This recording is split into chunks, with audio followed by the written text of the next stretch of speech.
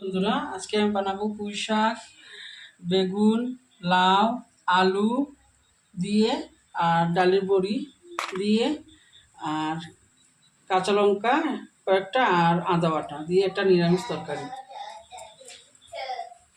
গরম বসিয়ে দিয়েছি, তেলটা গরম বসিয়ে দিয়েছি আর এখন ডালের বড়িটা ভেজে নেবো। আগে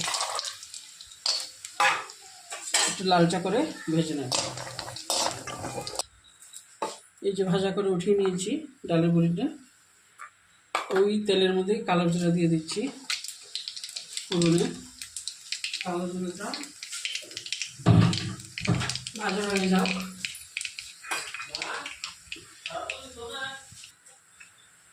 কালো জিরাটা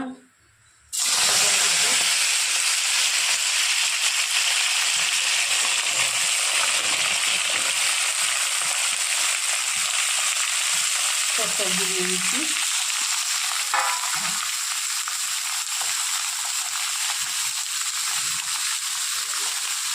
এখন নুন দিয়ে দেবো,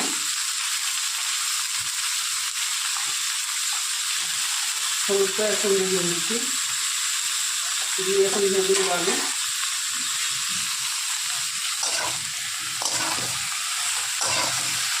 ভাজা ভাজা করে নিয়ে আমি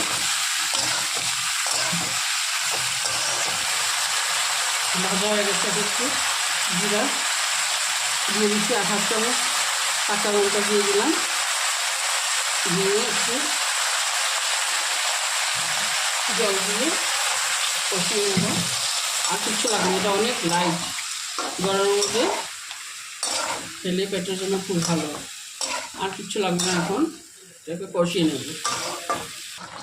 আদা বাটা এখন দিয়ে দেবো, আদা বাটা দিয়ে একটু কষিয়ে নেব।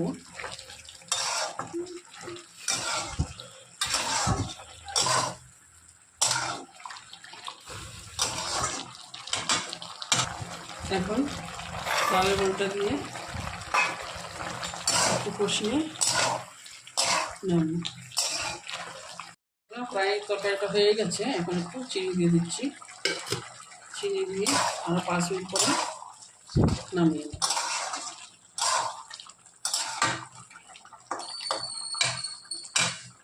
বন্ধুরা, আগুন হয়ে গেছে।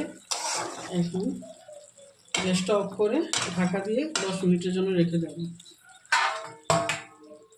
বন্ধুরা, আমার পুঁই শাক দিয়ে